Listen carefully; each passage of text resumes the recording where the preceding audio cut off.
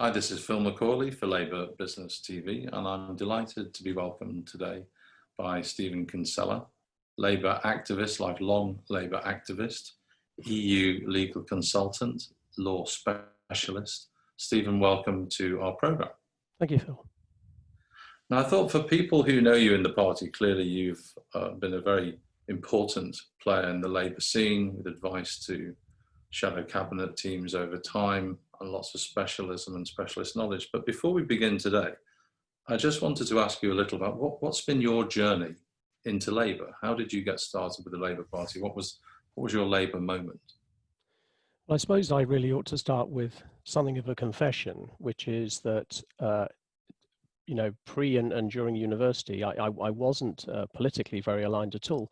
In fact, I was for a time an area chairman for the Young Conservatives in my first year after school, and that was largely, and it was my mother actually who directed me to them, because I'd come back to an area that I'd never lived before. I didn't know anybody, and she said, "There's this group that's very socially active. They seem to be having barn dances and car treasure hunts and things like that. You don't know anybody. Why don't you join them?" And I said, "Well, I'm not conservative. I'm not really anything, but I'm not a conservative." So, well, I don't think that matters. And so I joined, and then almost by default found myself chair of the group within a very short time, and actually went to Tory party conference and met Thatcher. So you could say I've come a very long way. But in fact, ideologically, I never felt particularly at home in that, well, at all at home in that party. I was actually taken aside and criticized by the rest of the group because they said I never organized any political events. We hadn't done any canvassing or leafleting or anything other than parties in the time that I'd been in charge. At university, I was an NUS rep for my college and was a little bit more active in student politics, but I found that actually not that gripping. And so I would have said I was really quite inactive until I moved to Brussels. And strangely, when I moved to Brussels in 1989, then I came across the local, the very active Brussels Labour group. But also, I think I started to meet lots of people from other nationalities who were also left-leaning. And I started to take more of an interest in politics being in Brussels than I ever had when I was in the UK. It's a very interesting story. So you put the party in Conservative Party in your early engagement with politics. But you moved to Brussels in the context of being a lawyer. Tell us a bit about your legal experiences in Brussels, and in particular, the expertise that you developed in all things European Union. Yes, well, I had done EU law anyway as part of my university course. Also, I'd done French, and I'd actually lived in France for a time, so my French was pretty good. And that encouraged me to think that working abroad would be appealing and was something that I would be able to do. And I joined a law firm when I qualified in '85. I joined a law firm that didn't have a Brussels office at that time. But you'll probably recall in the late '80s, there was a big focus on the European Union. There was something called the Single Market Programme. There was the 1992 programme to complete the single market. And many of the British law firms, also American law firms actually, but many of the British law firms were starting to open offices in Brussels. And I lobbied my firm saying, if you do decide to open, then I'd very much like to go. I'd spent 6 months working in Brussels as a trainee lawyer back in 1985. So I felt I knew it and I would be comfortable there. And as we all do, I increasingly specialized. As you go through a profession, particularly the legal profession, your focus tends to narrow. EU law was becoming a bigger thing, so it was possible then to become a specialist. And I drifted into particularly EU antitrust law, competition law, so advising on mergers and cartels. A very interesting area, and one which we'll come on to talk about in terms of your business engagement. But first I want to ask you a little bit more about your kind of Europeanness and the way in which you view the European Union, and in particular, in light of everything leading up to David Cameron's disastrous referendum and the way we're now outside of the European Union and now heading very rapidly towards a hard Brexit. What is your European thesis? How do you look at Europe? How do you feel about Europe? What's interesting, and I hadn't, thinking about it now, I would say that I'm actually a little bit Eurosceptic, or better, I think, would be to say I'm Eurocritical. But then I think anybody who has worked in Brussels or worked with the institutions is going to be a bit critical. There is a lot that you can observe that could be done better. You can be frustrated, particularly at the slow pace at which it moves very often. So I wouldn't say, I'm not just because, obviously I lived and worked in Brussels for more than 20 years, but it didn't make me a starry-eyed pro-European. It did, however, mean that I felt at least I was better informed as to how it works. And certainly I could see, sitting in Brussels, reading the English press, seeing the way the English press described, they always say Brussels, of course, because that's a shorthand. They don't really know what they're talking about. When you're talking about a community that genuinely is guided by the votes of all of the member states, but they would talk about Brussels and what was going on, and I would sit, I'm in Brussels. I know that isn't what happened. I know that isn't how that decision was arrived at. What struck me particularly, you know this, but the member states have their representatives, their embassies to the European Union. Well, the UK embassy, which we call UKREP, was one of the most impressive performers around. It was well known. The Brits generally got their way. We were incredibly influential. So much of what's happened, the shape of Europe now, the fact that we enlarged to the east and took in all those member states, the creation of the single market, that was very much a program driven by people like Lord Cockfield, Leon Britton, British politicians who went out there and really stamped their mark on the EU. So we were punching well above our weight. We're having massive influence. And of course, for an English lawyer, it was a very interesting and frankly fun. It's also, Brussels actually is a very fun place to live in, very cosmopolitan, very vibrant, very great social life. It was a good place to be a young professional. When you think about the journey that the Conservative Party has made from being very pro-European, pro-business, small business, big business, pro-British interests, reduction of tariffs, single market strategy, all of that, it does seem perverse that we're now in the situation we're in, where so much damage is evidently possible to British business because of this opportunistic and Brexiteerism that's come about. How do you view that? I certainly can't explain it. I find it very, as you do, very difficult to explain. I think, back to I'm now no longer living in Brussels now, but when I was there and when I was active in the Brussels Labour group, I did know people in the Brussels Conservative group, and they also, in the main, obviously, were pro-European, were quite cosmopolitan in their outlook. It's very difficult to identify. I find it very difficult to identify what changed in the mainstream conservative mindset, or whether anything really did change, and whether they have simply been captured by a very vocal, very vocal, very ambitious wing of their party. Because as we know, Europe wasn't on, it wasn't in the conversation, it wasn't on the agenda until Cameron really decided to put it there with his, I think very unwise, very short-term offer of a referendum. And of course, politicians only ever give referendums if they think they're going to win. So I think it was cynical, but it backfired massively, and I think we all recognise that. Yeah, so we're here by a combination of poor decisions and unfortunate circumstances. But now we are here. Now we're technically left the European Union and we're heading towards a hard Brexit and no deal. What's your sense of that? Well, it's interesting, in your question, you felt you had to throw in the word technically, didn't you? Have we left? Has anything changed yet? There are some, ways in which it's very hard looking around to see that we have left. And I suppose I'm obviously optimistic, by nature optimistic, that we will find a solution, even if it's a massive fudge. I've long thought, actually, that possibly the better place for us would have been in some looser EFTA-style relationship anyway, because we were clearly, a large part of our population, for whatever reason, and there's no good criticizing them, there's no good saying they're wrong. They clearly feel unhappy with being at the center of this project. Probably it was becoming a two-speed Europe or a series of concentric circles, and we were going to be on one of the outer circles rather than right at the center of it. But I still expect that one way or another, that's where we'll end up. We'll have most of what we used to have in terms of access to the single market and the customs union. We'll end up one way or another paying a bit more for it. One way or another, I think we'll end up paying a bit more for a bit less, and we'll have less influence. And that's the shame of it, because we will have lost our influence. a very important point.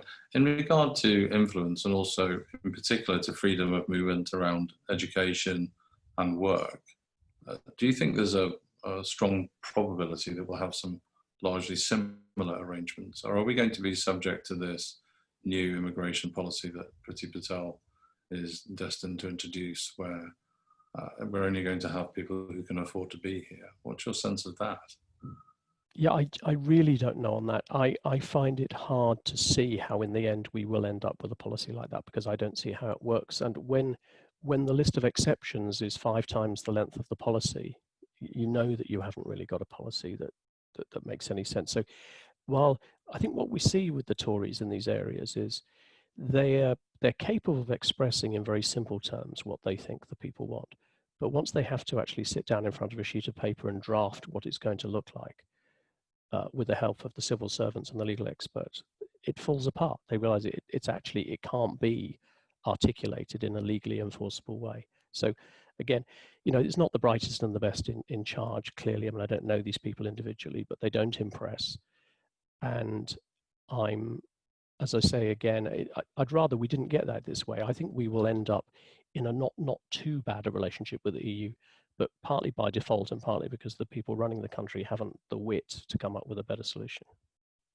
Well, one person who has certainly had a lot of wit and a better solution in recent times is Keir Starmer, taking over the helm of the Labour Party after the tumultuous election last year. How's he doing?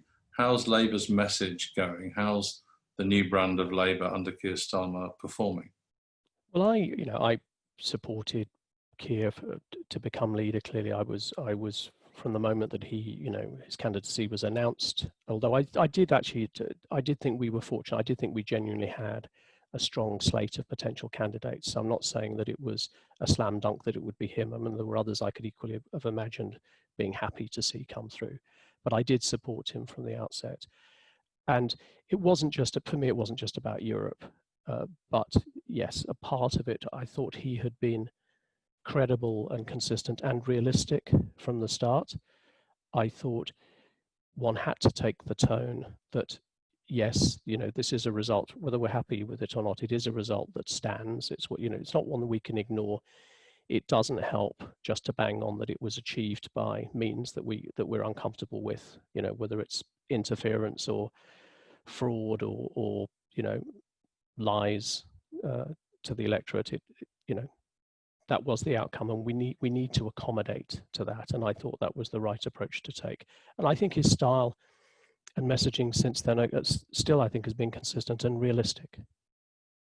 Yes. Now, in particular, people are giving him lots of plaudits for his performance at the dispatch box. What's your sense of that, and what's your sense of Johnson's performance?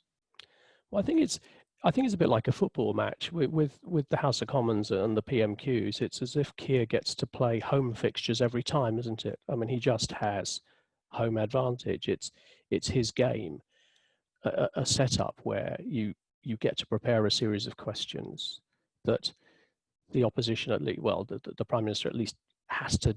He doesn't answer the questions. Obviously, he never answers the questions, but he does actually have to stand up and give a response to them. And Keir's agile enough to listen to the answer to the first question and tailor his second question and so on, and gradually narrow the focus on the Prime Minister, who's, and this isn't his forte. He's not very, I don't actually think Johnson is that good without a script. I think that's becoming increasingly clear. He's not actually a great wit or ad-libber. And so I think the format just plays to all of Keir's strengths. And we've seen that because I don't know how many PMQs now have included a U-turn on some policy program at some point, but I think more than half of them have resulted in a clear U-turn. So he wouldn't be very popular with Margaret Thatcher, would he, Johnson? But what do you make of the remarkable spectacle of seeing a paid advisor like Cummings calling his own press conference in the garden of 10 Downing Street with the world's media at his feet, only to sit there and conclusively just destroy any modicum of reputation that Johnson might have had left by making it clear that he is in charge and Johnson is his puppet? It's funny, isn't it? I don't know why we need to have this sort of myth of the great Svengali figure all the time. I mean, you know, it was Mandelson, wasn't it? And then it was Milne, and now it's Cummings. And so the media love to focus on the, you know, the power behind the throne figure. I actually think Cummings gets far too much attention, has too much written about him. The only thing I need to know about him, I think, is that Johnson chose him. And therefore, Johnson chose him, that everything he does can be attributable to Johnson. And I would rather we talk about Johnson and his missteps and errors, and see Cummings just as a bit of a distraction. I mean, yeah, it was bizarre, wasn't it, the Rose Garden thing? I mean, by all means, I think it was important that he address the media. I think it was right that he should have addressed the media and give his own explanation. I don't think it should have been in the garden of Downing Street. I think that was completely inappropriate, and I think it backfired for them, actually. Yeah. I think the optics were all wrong for that. But I'd rather we weren't talking much about Cummings. I'd rather that we were talking all the time about Johnson and his policies and his mistakes. Well, thinking about his policies and his mistakes, and with reference specifically to coronavirus, the economic response, and now the gradual unwinding we've seen for primarily political rather than medical reasons of the lockdown. What's your sense of that? I mean, I suppose I hesitate to talk about things that I don't really know much about, or that, you know, my view is no better informed and no better than most other people's. It is obviously it's curious that Hancock and others seem to think that as long as you throw the word scientific into a sentence regularly, then that absolves you from all blame. I mean, they, on the one hand, they want to say they were following the science. On the other, whenever some bit of science turns out to be inconvenient, they fall back on that other phrase, don't they, saying, well, scientists advise and ministers decide. I think they decide. I think they chose, a bit like with Cummings. I don't care who the scientists are. They chose their advisors. They could have chosen other advisors. They, in the end, took the decisions, and I think they ought to stand by their decisions. And I think it's very hard, you know, when they're reduced to arguing that the BBC is wrong. They say the BBC Newsnight is wrong because we haven't quite got more deaths than the whole of the EU put together. And they think that's an amazing defense. They say that the maths is slightly distorted because Italy is underreporting in some way. So we're not quite as bad as the whole of the rest of the EU together yet, although within 2 weeks, I think we might well be. That's yes, what we keep coming back to. Yes, there's a very high degree of unconscious incompetence, to be kind to them in that regard, I suspect. So turning now to the question of the US trade negotiations, we see our excellent Emily Thornberry now in the chair to shadow Truss and what she's up to with the US trade deal. That clearly Johnson's trying to announce something with Trump prior to Trump's hopeful demise at the election in November. What is your sense of where UK PLC needs to be at in relation to our negotiations with the Americans? I'm not sure the Americans really negotiate. I don't think they see this particularly as a negotiation. I think they've been very clear what their priorities are, and they don't seem to have shifted from that. And that seems to be dawning on the UK as well, gradually. You know, the relationship is nowhere near as cozy, is it, as they would like to pretend, or they had convinced themselves for a time.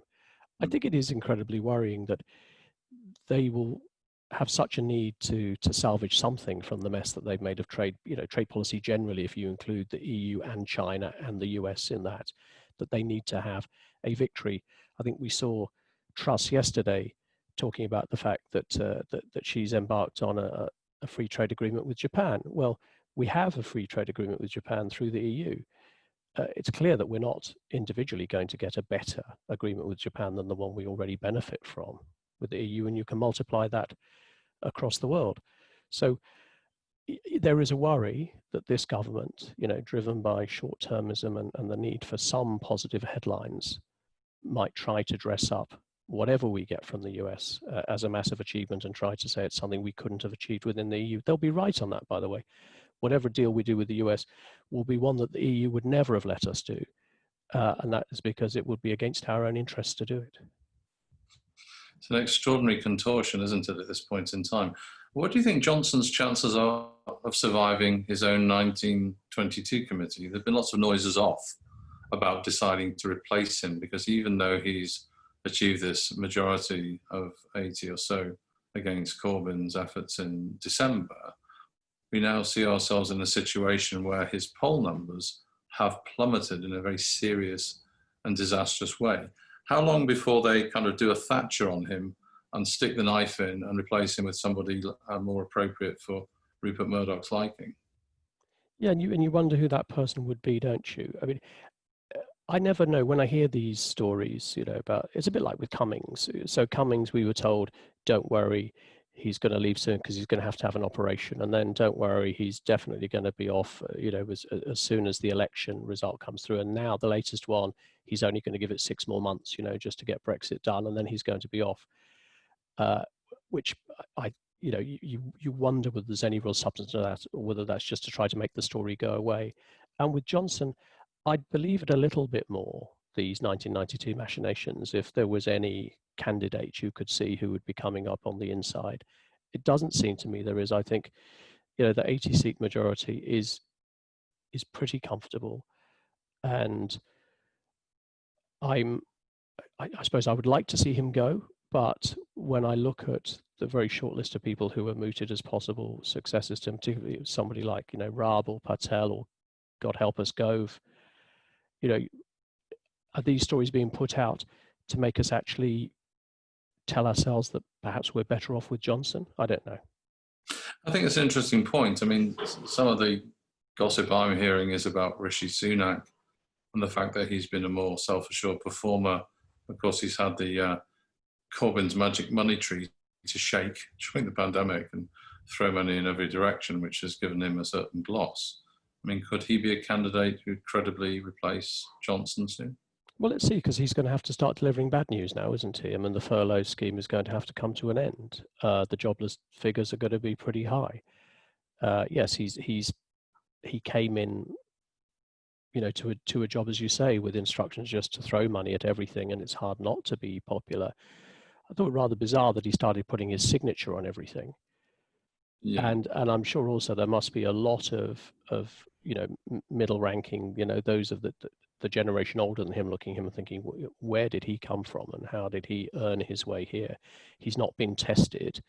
Is he, you know, is he a potential prime minister in 15 years? Possibly.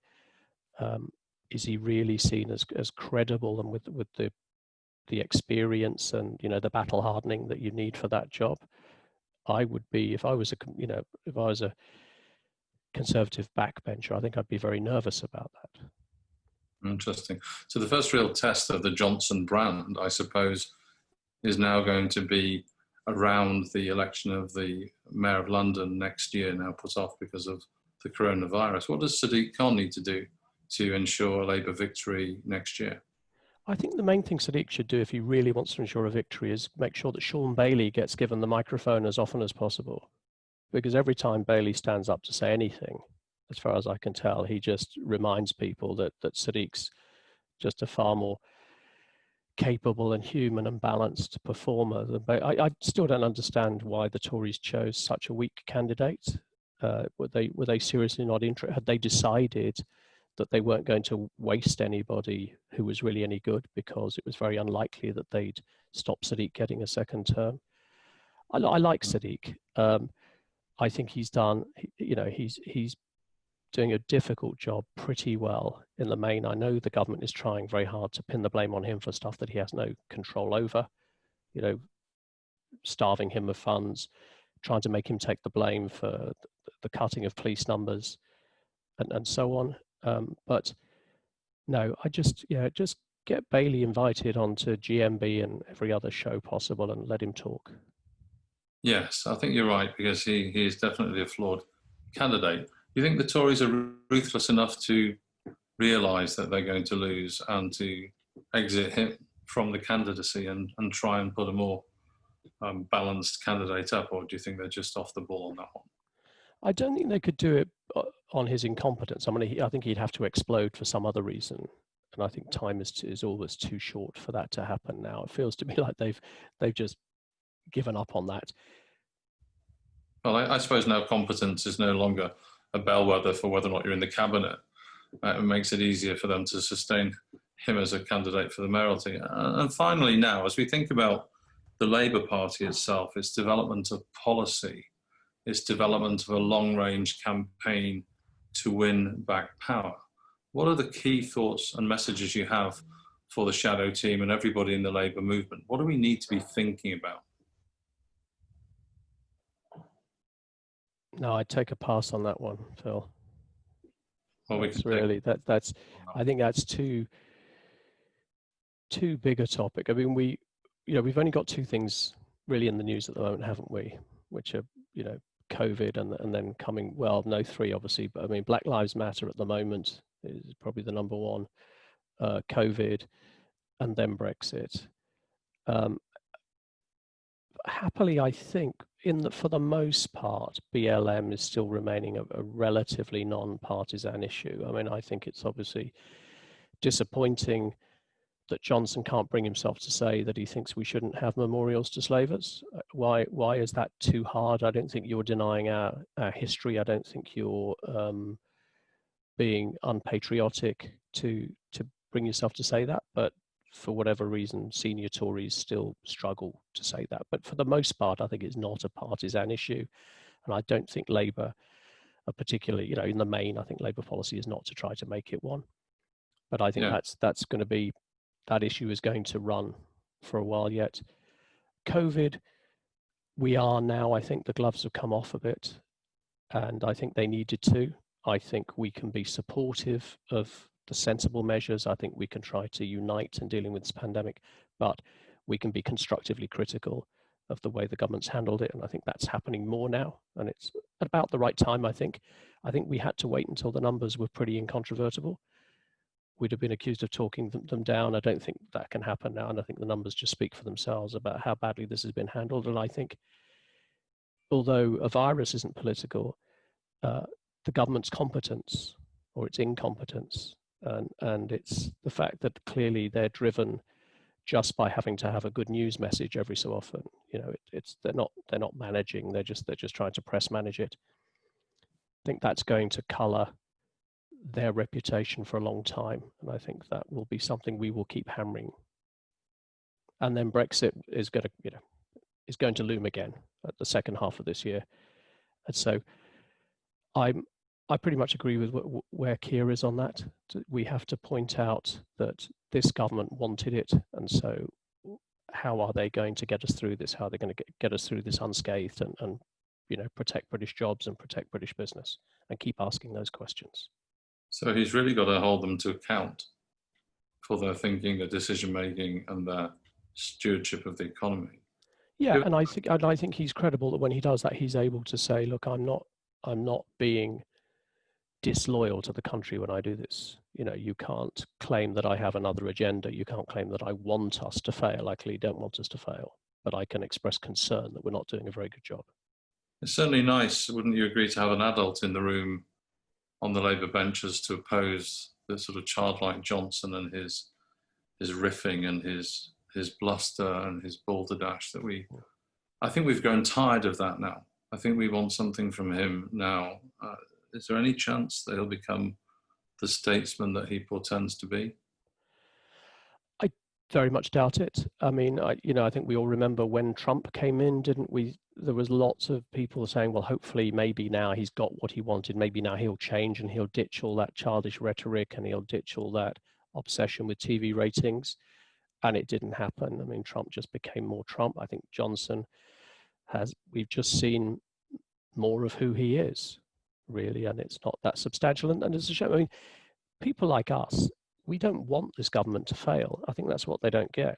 We would like them to be better at their job. We would like them to be more competent. We don't derive a great deal of satisfaction from seeing them make such a mess of the handling of this country and our economy. But they're not going to listen to us. It's pointless us offering them advice, I think. So we have to oppose. I agree. So the Labour Party in opposition has to become more vigorous and more challenging. What's your final thought today in in terms of your own Labour values? I mean, you've had Labour values now for a very long time. Are those Labour values coming to the fore as a result of the pandemic? Can we see any kind of hope that there'll be some sort of systemic change in the world, or is that really more wishful thinking? Well, I think we all, so as you know, one of the initiatives I've set up recently is something called Clean Up the Internet, which is a campaign to tackle two of the major problems we see in social media. One is obviously just the sheer amount of hostile, aggressive, and abusive language, yeah, obviously particularly thrown at women and minorities, but thrown around pretty indiscriminately at everybody. And the second is the amount of disinformation that we see online, which you know really infects our society, but particularly our politics as well. And we believe in this campaign that a lot of that is driven particularly by anonymous accounts. We're not saying that you shouldn't be able to be anonymous online at all, but we're just saying it being given that anonymity is a privilege and there should be some limits on it. So is that a Labour value? I think it's, yes, because we're concerned about fairness and transparency and making the media work for all of us. You know, there is obviously a big concern in the UK about the power of our media at the moment and the closely held ownership of our media. One of my regrets going back into Labour history is that we didn't, when we had that huge majority, when in 97 we came in, and we came in despite the media. I mean, the media didn't help Labour to win. The media just got out of the way when they realised there was nothing they could do to stop it. You know, the bulk of our media, I mean, in the UK, there was a great opportunity then to have done something about media ownership rules. For instance, we could have said no foreign ownership of our major media. I mean, foreign, obviously, we'd have had to allow EU, but we could have said no outside EU, so no American ownership of our media. I don't think the US would tolerate us owning a large share of their media in the same way that we seem to tolerate it. We could have said no single individual or grouping can hold more than a percentage of our media. I think it was a massive missed opportunity to have done that with the power and the mandate that we had. So my little campaign is, you know, related to that in a way. I think we all do what we can. I think we all focus on the things we think we know, where we think we have some expertise, where we can affect a small change that might make a difference. Well, Stephen, thank you for all you do for the Labour Party and the Labour movement, and it's been a pleasure speaking to you today. Thank you. Very good to speak to you, Philip. Thank you.